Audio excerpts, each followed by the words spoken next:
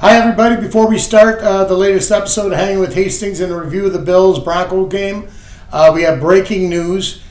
Right after we filmed our episode, I got in the car and found out that the Buffalo Bills have indeed fired Sean McDermott. He is no longer head coach of the Buffalo Bills. As you watch this week's episode, you'll hear us talking about what we think should happen and wondering if there would be any changes made. And indeed, changes were made, and the Bills have fired Sean McDermott. Really quickly, just trying to process this information right now. My prediction and my thought was that we should get rid of Brendan Beane as GM and to keep McDermott. I personally thought that this season was one of Sean's best seasons as coach. I thought he got the most out of the roster that he had this year. I'm just kind of shocked that the Bills and Pegula had decided to move forward without Sean McDermott. And not only have they kept Beane, but Brandon Beane now is, besides being GM, he has now been given the position of President of Operations for the Buffalo Bills. So he's really running the show right now. So it's Brandon Beane's team. Sean McDermott is out. I just want to say on record, I loved the atmosphere that he brought to the Buffalo Bills. I loved what he brought to the Buffalo Bills. The team environment, I enjoyed it all. I think Sean's a great man, a really good person, and I thought he was a really great coach. He changed everything about this Bills team.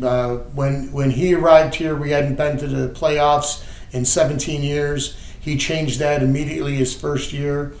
We've been a winning organization ever since then. Only 1 year he did not make the playoffs.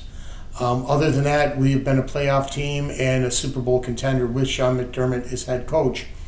I suppose that the reason this firing happened is because after heartbreak and disappointment that they finally, Pegula decided, seeing other coaches lose their job, like Harbaugh, for instance, in Baltimore, seeing the Steelers coach leave, I guess Pegula thought that he needs to make this change. And I guess this change, now you have to say, we've gotten this far. Whoever they hire as head coach now, it's got to be Super Bowl or bust.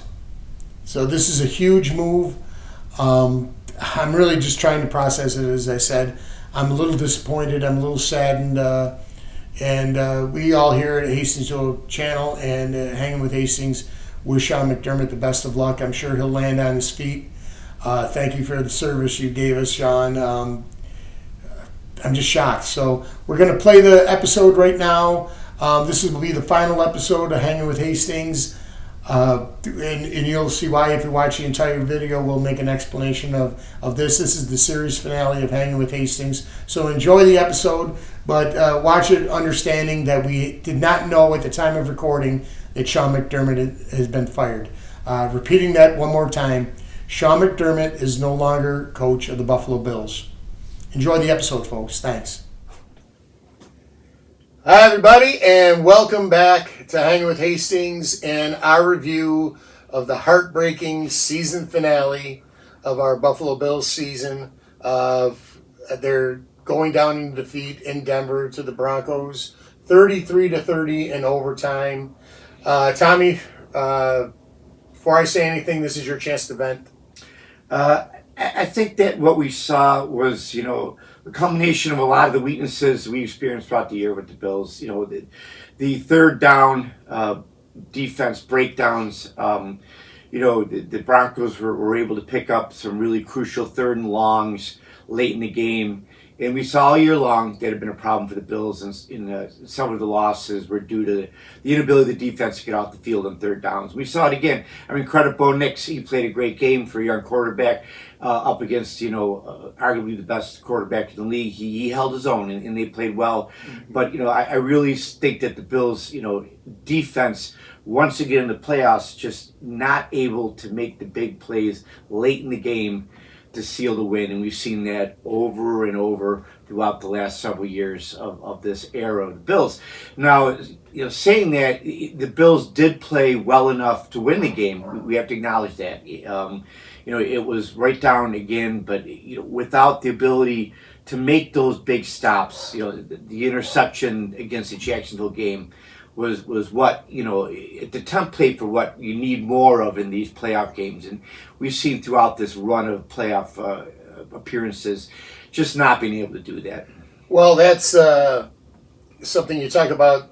What happened in the Jag game last week? How the defense came through. That's been kind of the story since 2020 with the Buffalo Bills. I can remember the playoff game against Baltimore in 2020 where we get an interception and return it all the way like a 100-yard touchdown return and making big plays. But then when it comes down to like the championship game in 2020, of course the 13-second game, and so on. It last year with the refs not giving Josh the first down when it looked like he apparently got one in Kansas City, not being able to put Kansas City away in that last year. And then this year, the Bills go up. What was it? 24-20, or what was it? 27-23. 27-23. With a few minutes to go in the game, they have Denver at a 3rd and 11, and then a wide open receiver. Credit Denver. 2 of their biggest touchdowns in the game come when our cornerbacks were injured for a play and missed. As soon as they got the backup in there, Denver recognized it and threw the ball. And another thing is you just can't win a game with 5 turnovers. Right. So we're going to talk about Josh and the mistakes he made. And then we're going to talk about what happened after the game. And we have to talk about, of course, the controversy in this game. Because there was a few of them, in my opinion. But how many times can we do this? How many times can we go through this and the same thing happens? It's like they say the definition of insanity is to do the same thing over and over again and not change anything. Do you expect any changes, whether it be Brandon Beane, whether it be McDermott, anything changing in the front office? No, I really don't. And it's like I ache into watching the same film over and over and expecting a different ending, right? Yeah. But it doesn't end differently. It always ends the same. And I think that's the feeling across Western New York at this point, where people are just worn down by it, and rightfully so. It's difficult, but I like to look at Jet fans and Brown fans and Raider fans, and there's a lot of fan bases in the league. They would love to have the kind of misery the Bills have had over the last few years. Well, we went through how many years where we didn't make Right. the playoffs? The drought after the 99 season, it took us all the way to 2017 before we went back to the playoffs again. So you get to a point, though, where it's great that you're making the playoffs, but when you have a caliber player like Josh Allen, you have to go farther. Right. I believe there's a stat. Josh has won more playoff games. They've won more divisions than any other team in the history of the NFL without making it to a Super Bowl. Yeah, and I think that again, that speaks to the resilience in one way of the Bills. Kind of reminds you of the '90 team where you kept losing the Super Bowls but kept going back. Right. And the resilience of the fan base. But I do think this year I see a little, from just talking to people, seeing the activity on social media with the feeds from my friends. There is a general feeling, I think, at this point where we're approaching or at a point where people are just not being able to do it anymore with the level of intensity that they had. This one hurts. This one hit a little different. Yeah, and I want to talk before we'll get into the game in a second, but you look at the history of this team. Now, when they won their 2 world championships, 64, 65, we were just being busy being born. Right. So we never really experienced them winning the championship in the AFL. We were babies. But I do remember, after OJ got 2,003 yards in the 73 season, and then the team going to the playoffs in 74, I remember the disappointment just getting destroyed by an up-and-coming Pittsburgh Steeler dynasty. Right. And not going back to the playoffs again until like 1980. And I remember the disappointment I felt when Joe Ferguson breaks his leg and continues to play and loses to San Diego, and the heartbreak of that. And then you see the team fall apart basically until Jim Kelly decides to come to Buffalo, and we start getting these great players, and we make that run. You know, when we lost to Cincinnati in '88, I didn't feel the heartbreak as much because you felt like this is a team coming up, and next year it's going to be great. But I'll tell you, this game kind of reminds me a little bit of the '89 season, how it ended with the drop, the Ronnie Harmon drop in Cleveland, and losing that game, and it was the birth of the K-Gun, basically, that game. And what happened? We go on a 4-year tear.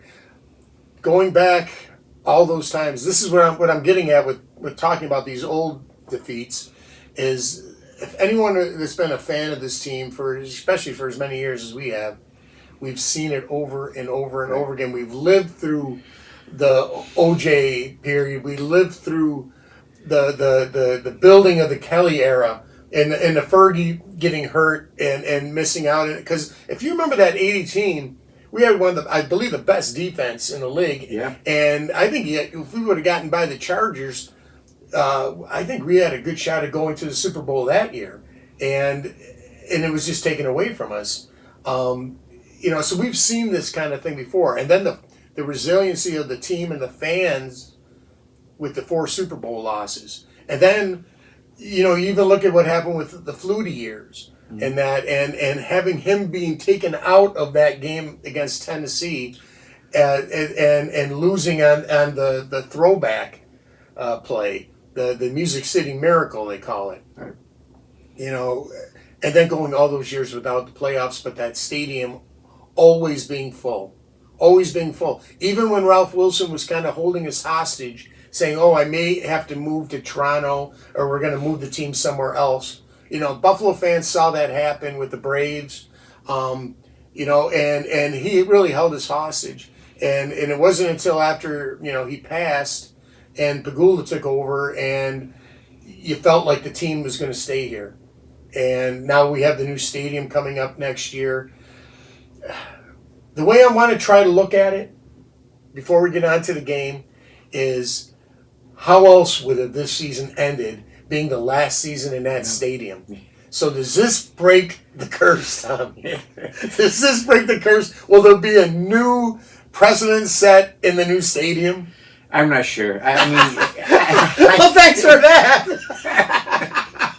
At this point, I see this team as a team that is going to be struggling in the years to come to keep up with the rapidly evolving AFC. And I hate to say that, but the Patriots have arrived. They won yesterday, and now after Denver defeats us, Nix goes down with a broken ankle and is out. And Tommy, there's a really good chance that not only the Patriots are going to go back to the Super Bowl, but Diggs as well with them. And we have to lose this heartbreaking game and now maybe watch Diggs and the Patriots in the Super Bowl. And oh my God. And we see we see it up and coming. We saw the Denver team. Bo Nix is a legitimate quarterback. I had my doubts about it, but he played a really good game. Kind of faltered there in the late in the first, if going in the second quarter, but he recovered well in the second half, and it's a team. The second half we had him until that last drive. Yeah, but again, my point, when he had to make the play, he did. He did. And Josh didn't. And you've got a good team in Houston, and it's just that was pathetic watching. Right. I watched the highlights. C.J. Stroud, definitely struggled, but again, it's a good defense. It's a team that's on the rise, and there's several teams in the AFC that are really shown vast improvements over the last couple of years. And the Bills are really going to have to, in my opinion, make some moves to stay competitive with some of these up and coming teams in the conference. Not only in the AFC, the NFC. I just heard coming over here, the Rams have $75 million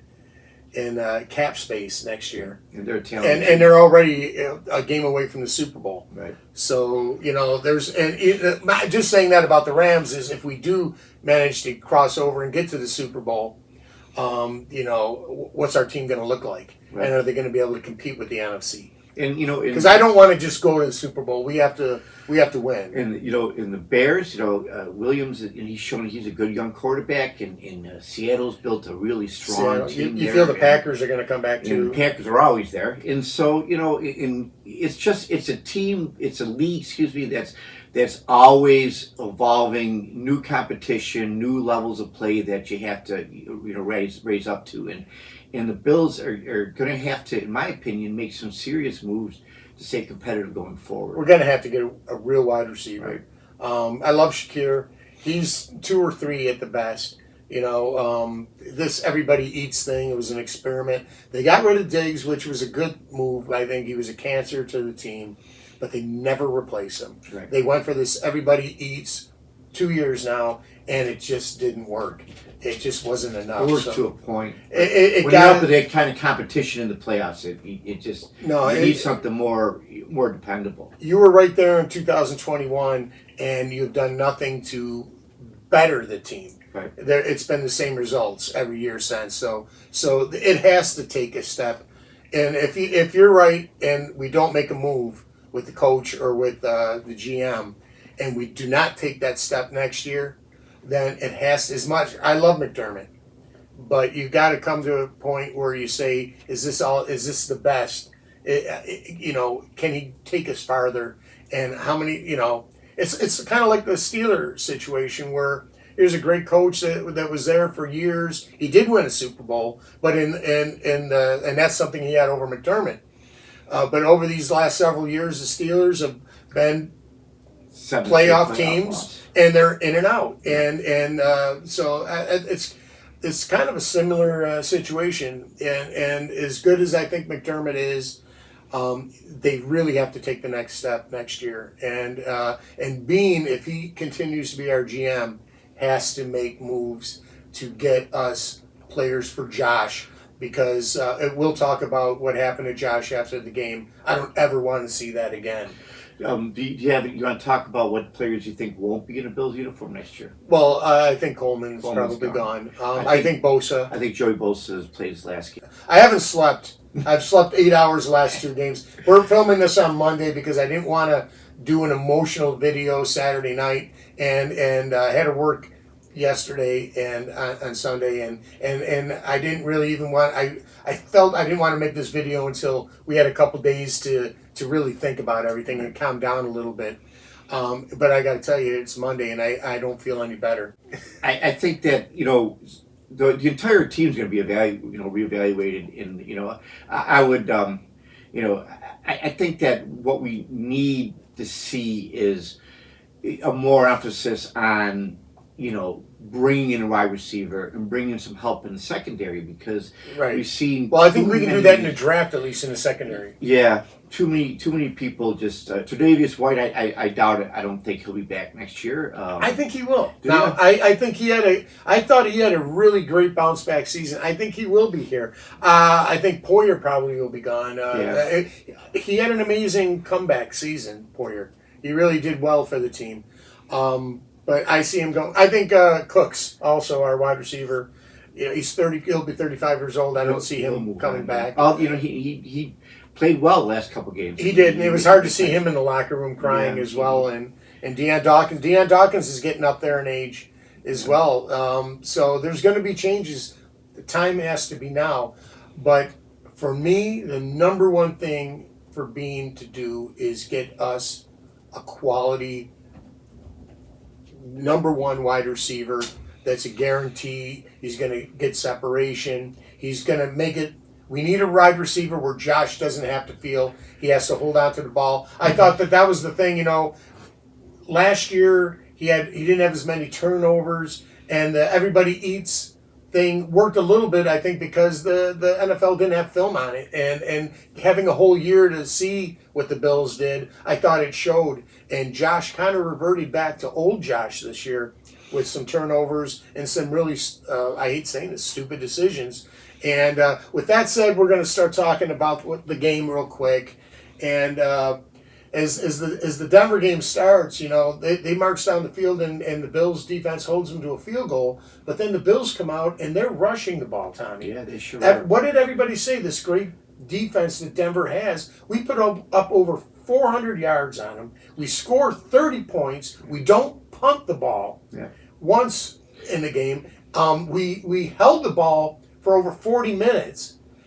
So we really controlled the game in a big way. I think if you would have told people beforehand that Cook would have over 100 yards rushing and they would still lose, people would have a hard time. Unbelievable. But that's exactly what happened. And again, they were gashing him for big yardage in the running game throughout the first half. And, and again, it comes down to turnovers. The same little story. Well, we talk a lot about, the parity in the league and the talent is so good in the NFL. Right. Probably the best it's ever been. But it's, the turnovers and the penalties just seem to determine the outcome of so many of these games. And that this game was an exactly perfect example of that. Well, the Bills score a touchdown in the first drive, and they go up 7-3, and the defense holds Denver, and the Bills are marching down the field again. Another great run by Josh. They're in Denver territory, and then, as you said, the first turnover is James Cook fumbles the ball. He's had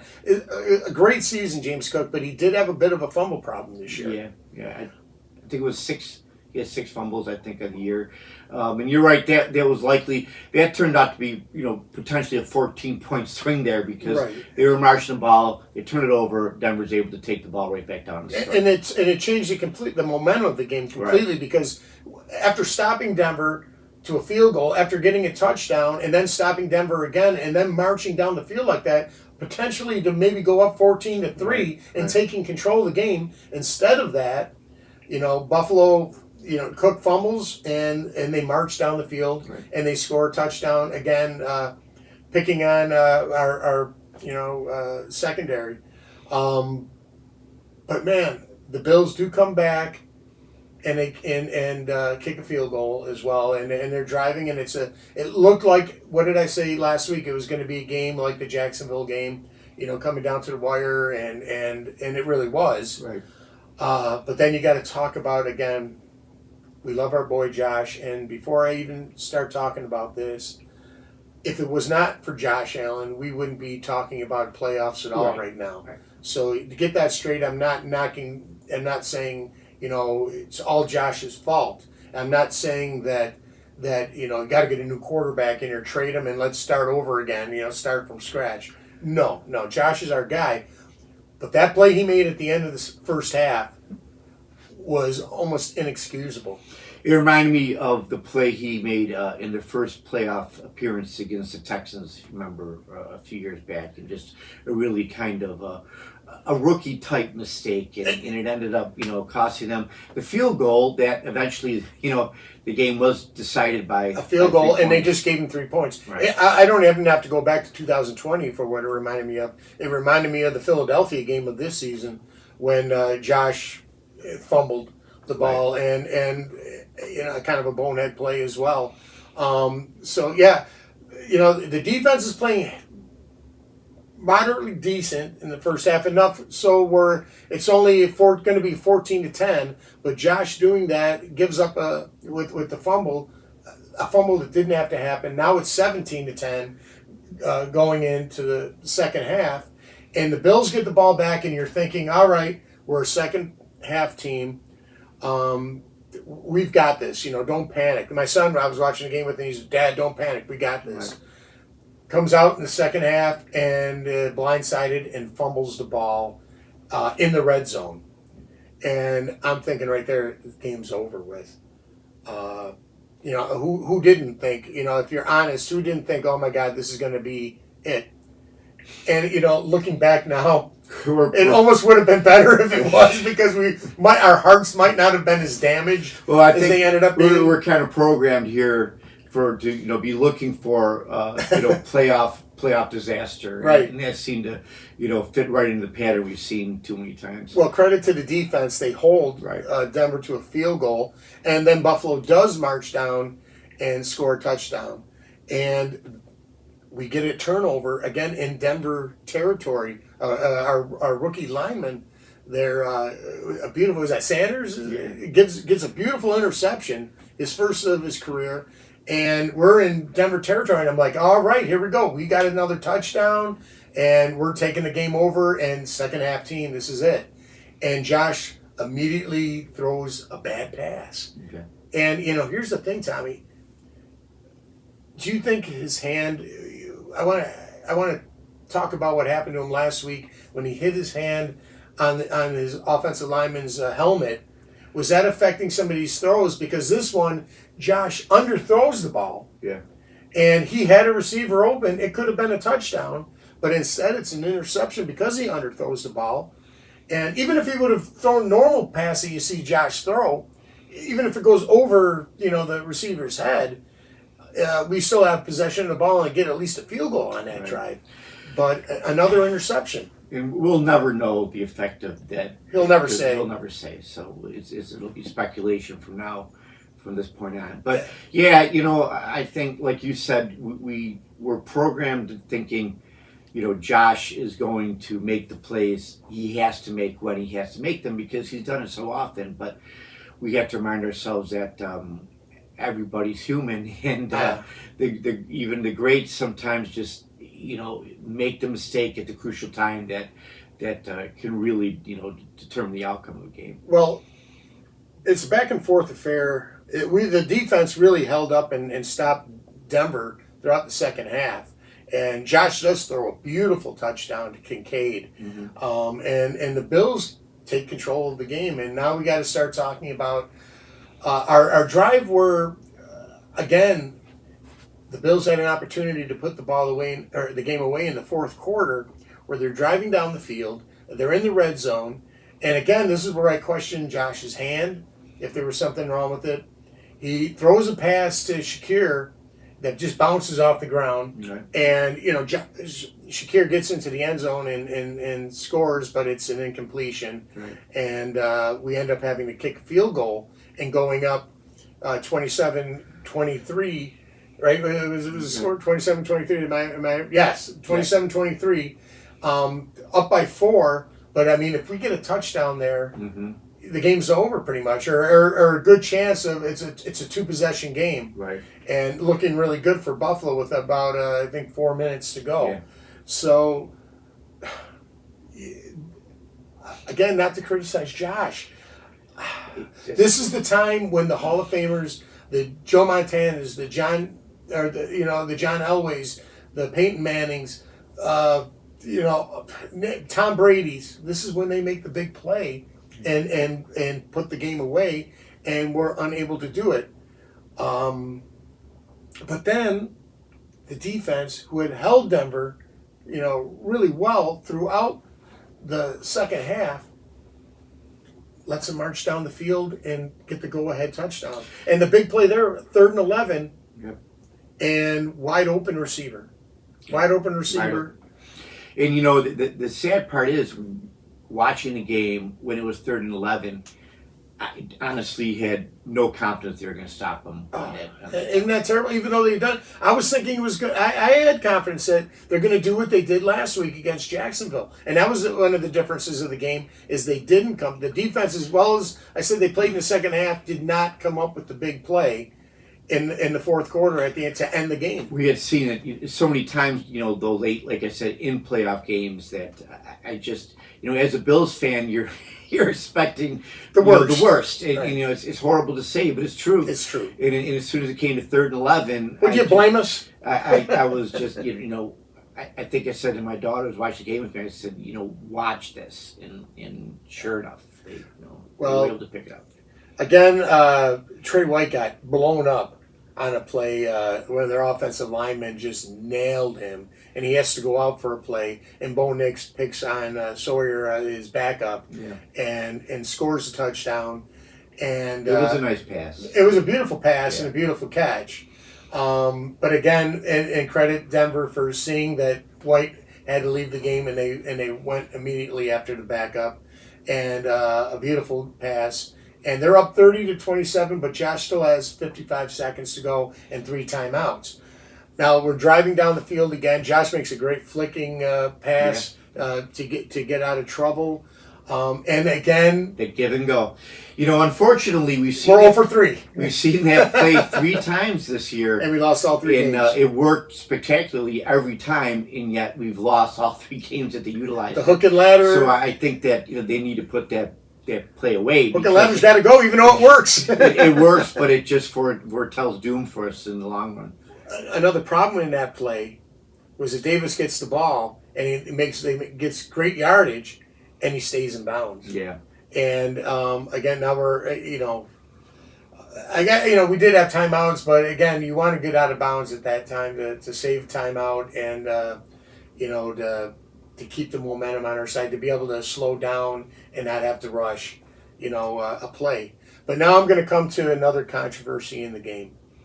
And Josh, it's 3rd down and 10, and Josh throws a really nice pass into the end zone to Cooks, and he's interfered with. There's no doubt in my mind, and it's not getting any of the national attention of the overtime controversy, what that's getting. But what do you have to do when the cornerback for Denver is grabbing his arm and stopping him? He's all over him, and we should have had the ball on the 1 yard line, tush push, and the game is over. It doesn't go into overtime. Right. And so that's the first controversy that I thought the Bills were screwed, was that play there. But let me say this. My first reaction when I saw that they didn't throw the flag on that play was the refs are just letting them play the game. Right. They're not calling anything today because they really didn't. There were so many holding penalties that Denver. There was a play, I don't know if you remember it, and it was on one of Denver's scoring drives, where their offensive lineman literally tore the shirt off of one of our guys. Yeah. I believe it was Sanders again, where you see his big belly hanging out, and I'm like, look, he's tearing his shirt off, and they're still not calling holding. Right. So I'm feeling, all right, they didn't, all the cornerbacks were battling the receivers all game long. We've seen that. So I'm thinking to myself, all right, they're not calling anything. So we kick a field goal, and you got to give it up for Prater. He was money. Yeah, he had a great all game. season long. Yeah. And his injury, pretty much another thing that caused us home field, because when we had to get that horrible kicker, and he I'm wondering if he'll be back next year. I don't think so. Not. I think we'll have a regular kicker. Probably back. not, but he did have a good season and really a good playoffs. I think Bass will come back next year. Just simply because of the age. Right, exactly. I think he's as good as, I think Prater is good as Bass. Yeah. But it'll be 42, 43 next year. Right. And who knows if Bass will be back? Who knows how his condition is? It was a leg injury, right? And so who knows if he's going to have a future or not? But I would pick him over Prater probably if he's healthy. We go into overtime, and we stop the Bills choose to kick off. We do what the defense does, what it has to do. They stop Denver, and they get the ball, and then we have to talk about the play. What's your take on it? And everybody knows when I say the play, the Cooks reception that they called an interception. I thought originally it was a catch. I was a little confused at what happened, the series of events that happened afterwards. It appeared as if he had possession of the ball when he was down. The refs obviously saw it differently. My biggest takeaway from it is that there was no review on the play. They were ready to run it. McDermott had to call a timeout just to slow it down, and they said, confirmed. And you can see on the highlight that I'm showing that the referee, as soon as the play's over, is already, boom, let's go, let's move on with the game. And when they say, he didn't make the football move and whatever, here's my problem. Last night's game, lost the Ram game. I heard the same play happens, and the receiver kicks the ball. I didn't see it, but I was aware. I'm aware. Same thing happens. He's down on a knee, and the ball comes out, and Chicago gets the ball, but they say no. The Ram down by contact, and I've watched this play with Cooks over and over again, and you see him catch the ball, bring it in, hold it, keep it. His knee is down, and then he is touched. And as far as I've always heard, that once you're on the ground and you have possession of the ball and you're touched, the play's over. Right. So I don't buy it. I think it was a bad call. And even if they can sit there and make that, he didn't make the football move, exact same thing happened yesterday, and completely different result.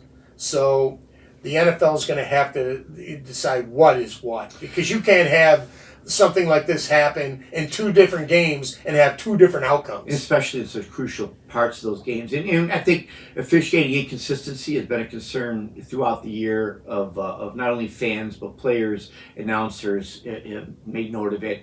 And we see Tom Brady made a note of it. And we just see that inconsistency, week after week. It seemed every season this year, there was some game which contained a really controversial call that didn't seem to, as you said, be consistent with similar plays and calls that have been taking place. I remember a Super Bowl even a couple of years ago with Kansas City. I can't remember who it was that they beat right now, but one of the recent Super Bowls where they called interference in the end zone, and Kansas City only had to kneel down and run the clock out and kick a field goal with no time left to win the Super Bowl. So that was a Super Bowl decided by a ref. And again, what I want to get to is the consistency of the penalties. Obviously, Buffalo was interfered with on that play in the fourth quarter where we should have had the ball on the 1 yard line. And so these are two times that the referee's decision, the referee's call, cost us that game. Never mind 4 or 5 turnovers. All is said and done, we had position to win that game twice that the referees took it away. Because that Cooks, if they call that Cooks play a catch, we kick the field goal, the game is over. Right. They call the pass interference in the fourth quarter, tush push, the game is over. Right. But then the Bills are on defense, and they call 2 pass interferences. And Johnson's was garbage. The one they called on Johnson, it was there's no interference at all. He did nothing that they hadn't been doing the whole game. And yes, you can say Trey White, he did the exact same thing that Denver did in the end zone to Cooks in the fourth quarter that they didn't call. So there was no consistency. And I don't want to be conspiracy theory. I don't think it was a conspiracy. I think it was just a crappy ref that made a bonehead call. And I think part of it, if you want to get any conspiracy out of it, they weren't showing the second game. The Seattle game was put on hold until this game ended. And part of me is like, is the NFL saying, come on, let's get this thing over. We got another game to go to. So pass interference, make that call. Let's get this game over with. I don't think that's what it is. But I could buy that conspiracy more than the NFL is just plotting against the Buffalo Bills. I don't think that is it. I just think bad referee decisions. And I could be wrong. Maybe, with when you talk about the rules and you say, he didn't make the football move, all right, but then explain what happened in last night's game with the Rams and how it's completely 2 different outcomes, Tommy. Yeah, I think that, Man, I'm hot again, brother. Holy crap, it's Monday and I'm hot again. The Bills had the opportunity to win the game.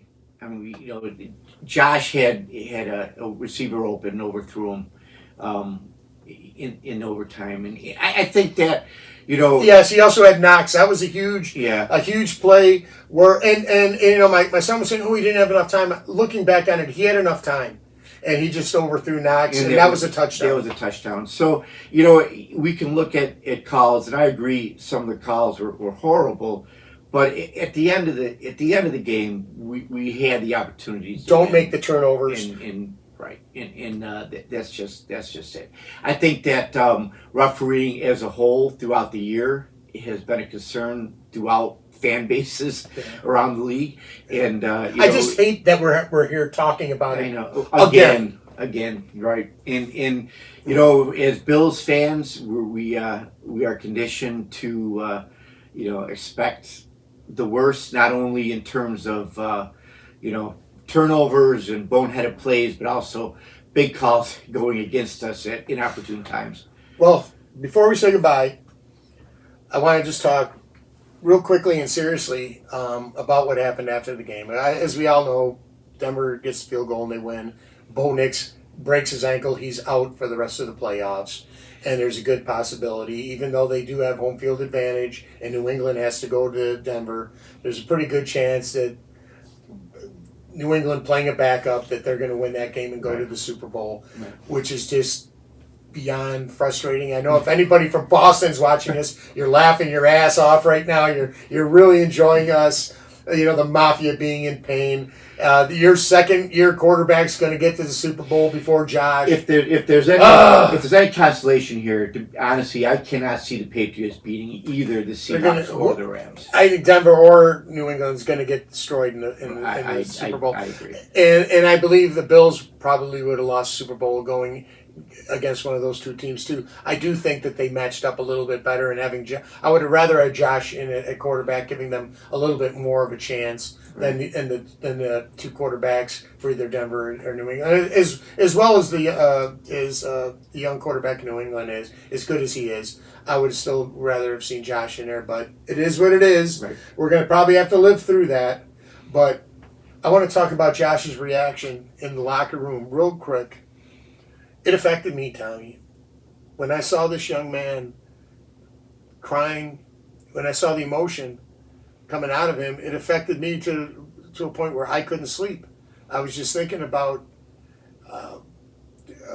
Josh, we use football. I started thinking about everything that's going on in our world, and I started thinking about,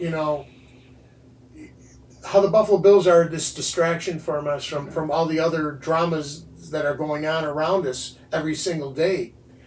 And then I thought about this young man who's making a crap ton of money, but at the same time is a young man with a dream. And they said that he was bawling before he stepped on the stage. That what we saw was him after he composed himself. Right. So when I saw how much it meant to him and how much it hurt, I saw a young man that has the weight of an entire Western New York community on his shoulders, that has the weight of $1 billion company in the Buffalo Bills on his shoulders, who gave everything he had, whose body is beaten this season. And again, we said he'll never say if his hand was hurt, whether his legs were hurt, whatever injury he was probably going through. He'll never say it because he's a warrior. But you just saw all that pressure come out.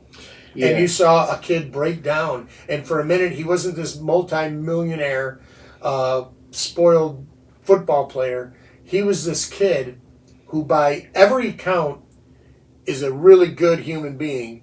That we don't know him personally, but from everything we've seen him do in the community, he's been a role model during a time when finding a role model is really hard, where you don't see a lot of other athletes and a lot of other entertainers, whoever, act the way he does. The things that he does for our community around the country.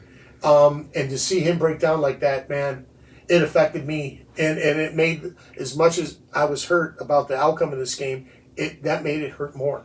I think you hit the nail on that. And the word here is weight. He carries an incredible amount of weight on his shoulder. I can't even imagine, the responsibility that he feels every time he steps out on that field, let alone in a situation like that with a spot in the Super Bowl, potentially on the line.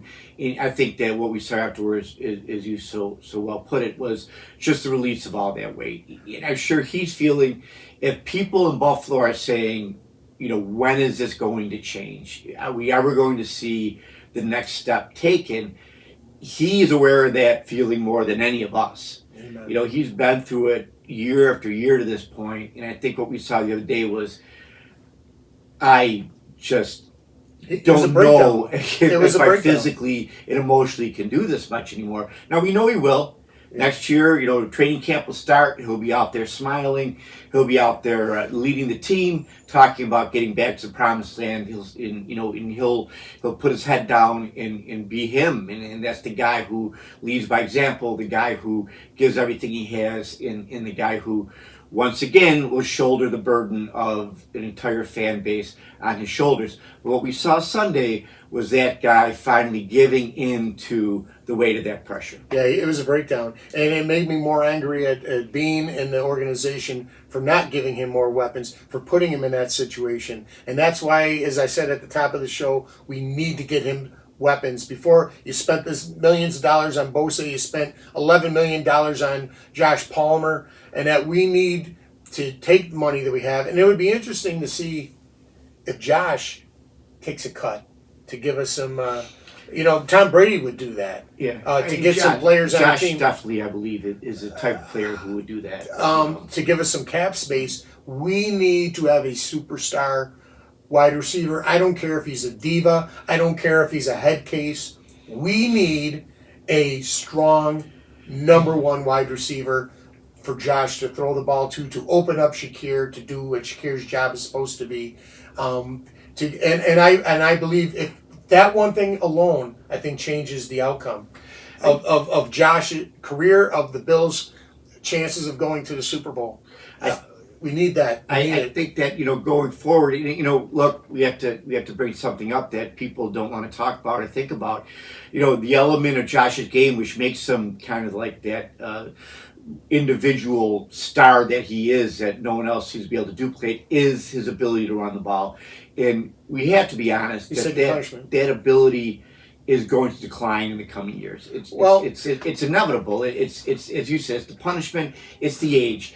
And if you are going to have a quarterback that's going to be more reliant on his arm moving forward, you got to get the targets for that arm. Last statement on this before we close.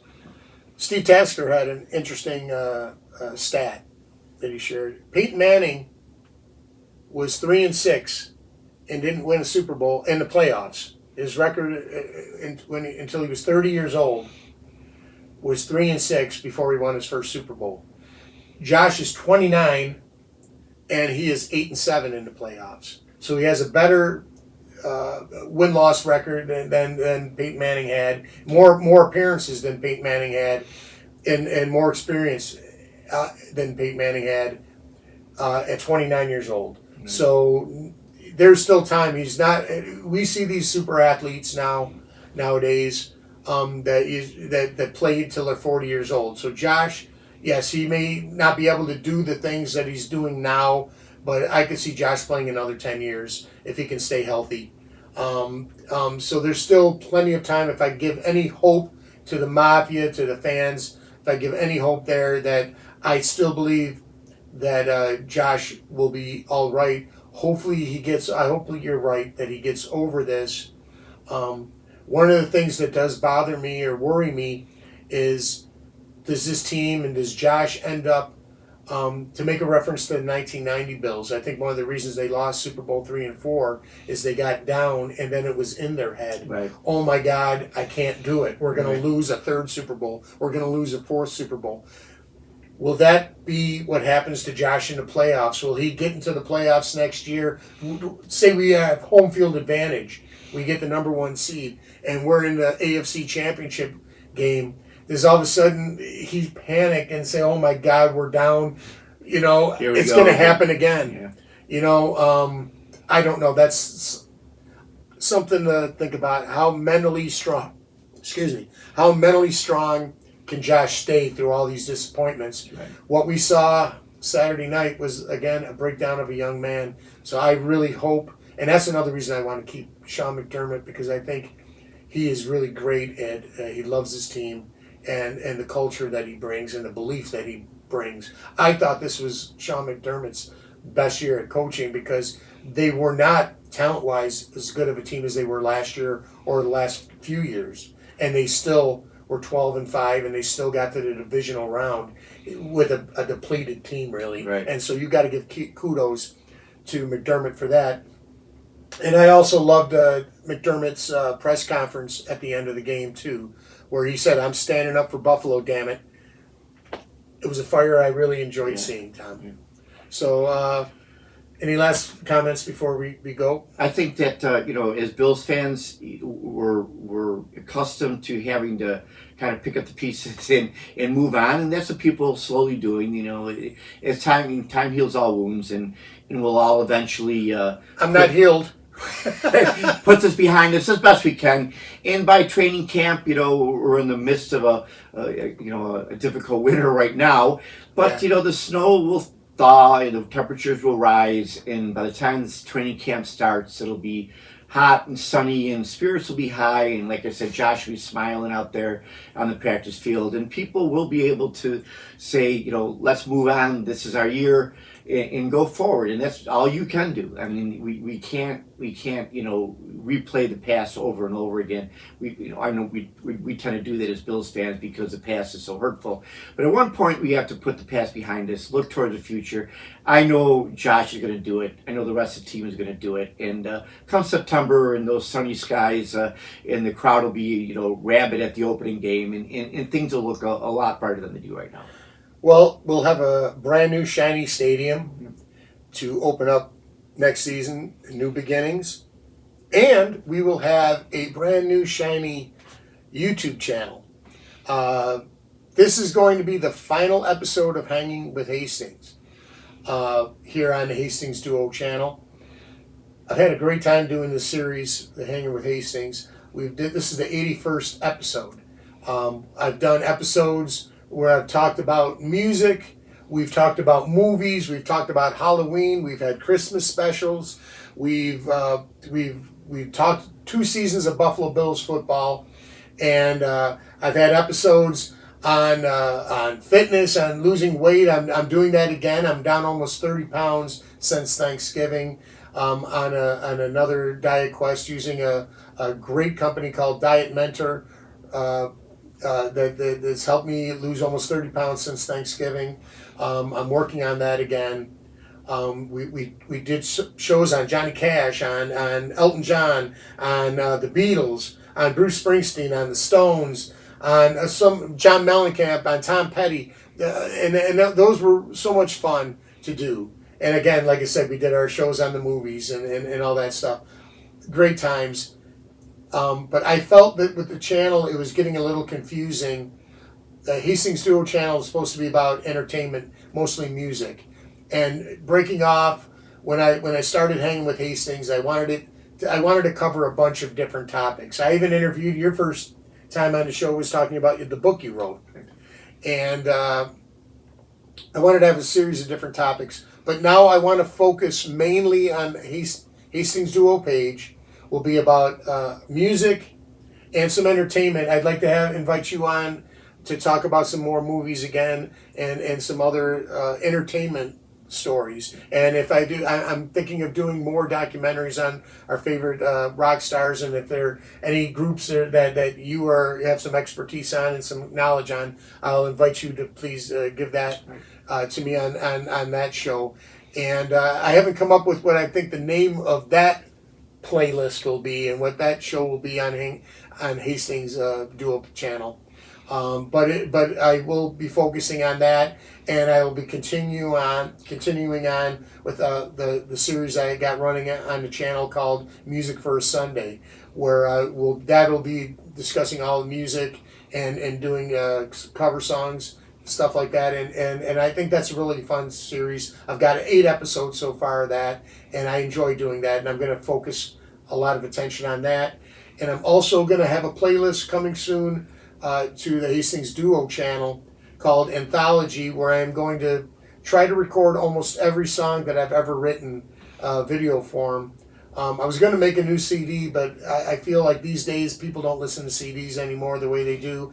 And if I can, just show songs that I've written throughout my career, and you get a chance, you can click on a video, and if you like it, then listen to the other songs as well. So that's where I'm going to go forward with that. But the exciting news for the sports fans that have followed our channel is I will be starting a new channel on YouTube that is going to cover Buffalo Bills and we'll talk about the Buffalo Sabres. It's going to be a Buffalo sports channel, and Tommy is going to be there with me. And the plan when this channel comes out is to do about 3 episodes a week, where we will go live and talk about things. I will make documentaries on the history of the Bills. We'll talk during the off season. We'll talk about the '90s Bills. We'll talk about OJ and what happened to him. We'll talk about what's going on with the Sabres. We'll talk about the old memories of the Buffalo Braves, and we will bring you into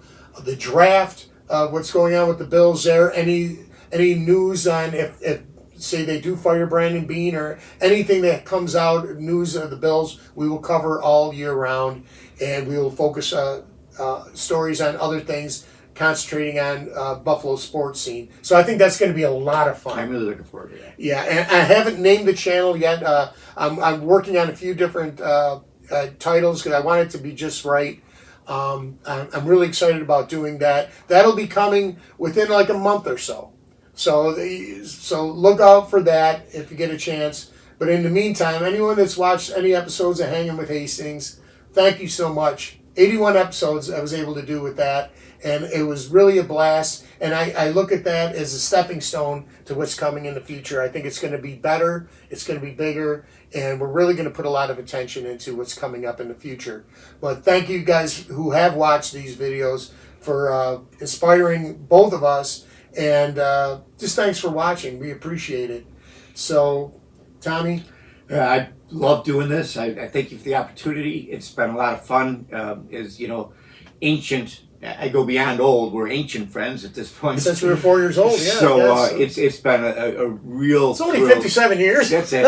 It's been a lot of fun to spend this time together, and we enjoyed this a lot. And we've said before, if we had one person watching, we'd still do it because we just really enjoy spending the time together and getting a chance to do this. Thanks for doing that. And I look forward to moving ahead. Yeah, it's going to be exciting, I think. So details will be coming with the new channel, and look for music fans and entertainment fans. Look forward to the Hastings Duo channel continuing on with music and entertainment. So that's it, guys. Thanks for watching. Go Bills.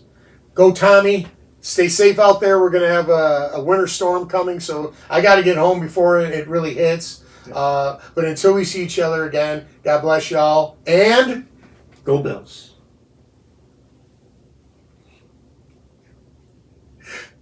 Go Bills.